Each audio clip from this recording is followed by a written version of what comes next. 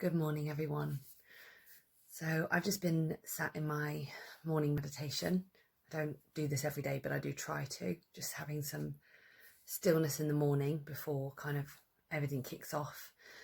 And at this time of year particularly, I notice how much more of a kind of effort it is to kind of find that calm. My mind is running over millions of things that I need to be doing.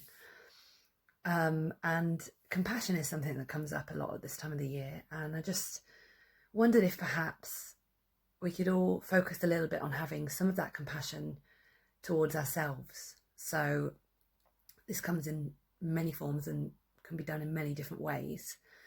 But something that I was thinking about was not only giving ourselves a break around what we feel we should be doing.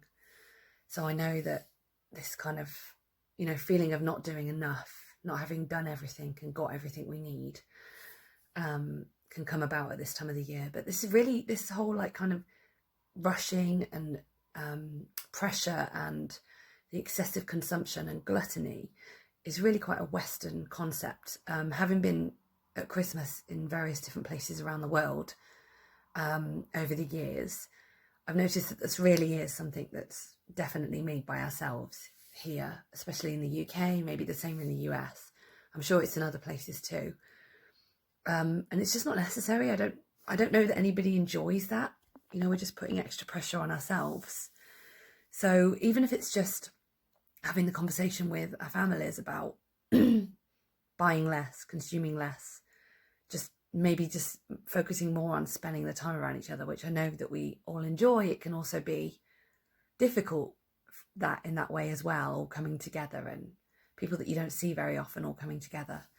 But just trying to kind of have some presence and find some moments in that time where it's not about sharing gifts and spending money. It's about sharing kindness and compassion. And that also goes towards ourselves. And this is also included in what we're eating. So I know this can often get forgotten or is maybe not even a topic in some people's mind or in how they go about things. But, excessively consuming alcohol, dairy products, meat, heavy foods, fried foods, all the pastries and things that we like kind of indulge in, and sugars at Christmas time. Again, let's really think about what that is. Why are we doing that? Yes, it can be nice to let go and enjoy some of the lovely things that we can eat and drink at this time of the year. But excessive consumption of those, and really even any consumption of those, isn't good for our body. So maybe just taking a moment to think about choosing a healthier option or eating a little bit less or drinking a little bit less, because we're going to have to pay for that at some point. We're putting that in our body. It goes somewhere. Another thing, I watched a brilliant video recently by Dominic Thompson. He's a vegan activist, American vegan activist. And he was talking about bad energy and good energy. And I love this. It's something that I've talked about before, and I actually had a topic with two of my friends who run a gym in Worcester yesterday about it. So think about if an animal is suffering, obviously there's the tradition over here and in other countries that we eat turkey at this time of year. Well, I know that turkeys suffer for this. A lot of turkeys are suffering, even if they're on a smaller farm. An animal being raised as a number predominantly for a meat, a product basically, is going to have its negative consequences. And if an animal is stressed, even if it's just neglected or cold or worrying or, doesn't really have a full life like it should, like we are all entitled to as living beings, that stress and energy is within its body, right? So it's growing, it's being, produced to grow and produce fat and meat. That stress goes into its tissues. I teach this all the time in yoga. Your issues are going into your tissues. Thank you, Blissology, for that. But it's true. When we are a product of what we're being subjected to and how we feel and what we think.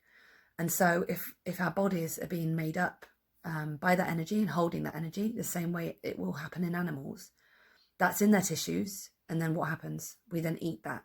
So if you're consuming tissues and protein and meat or products, dairy products, from an animal that has been under stress which is more often than not the case, where do you think that goes?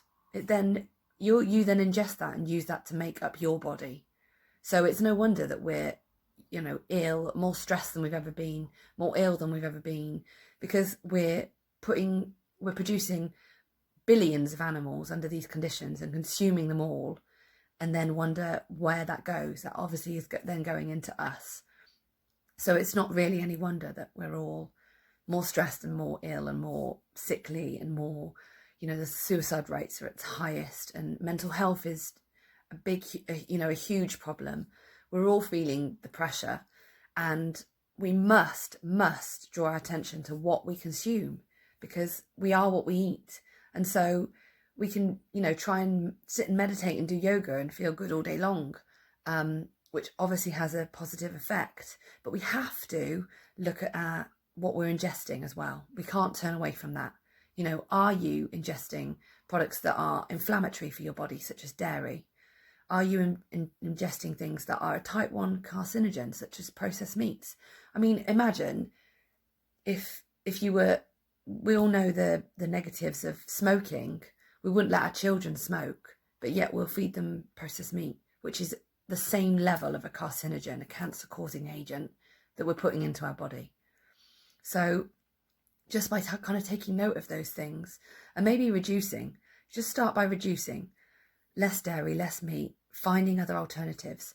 I'm just starting up another vegan support group. So it's a plant-based support group, talking about things that make us feel great, things that we eat every day, our rituals, our daily routines that we've perhaps changed to help us blossom in our life, to help us feel better, help us feel less stressed, and to move away from taking that bad energy that is almost always present in intensive meat and dairy farming. And to be honest, in a lot of different ways that the meat and animal agriculture is produced, there is negative consequences. So just moving away from that and being mindful at Christmas, and always, but especially at Christmas, of what we're over consuming and what we're consuming, and seeing if we can just be compassionate, not only towards ourselves by reducing that input and our consumerism in what we eat and what we buy and what we do, but also thinking about how wonderful that then makes us feel when we're having less of a negative impact on the planet. For example, not having a turkey, perhaps choosing some other alternative this Christmas for your Christmas dinner. I've been doing this for years now. I don't remember the last time I took part in eating turkey or beef or any of the other traditional things, duck maybe at Christmas. And I know that I'm having a positive impact on the planet, on animals, and on myself. So maybe give it a try. And if you want to be added to our group of lovely, wonderful, normal, just people wanting to just reduce and change their lifestyle and feel better, then drop me a message. But otherwise, hope you're all having a fabulous Christmas. And yeah, just enjoy it and take a little time for yourself. Bye.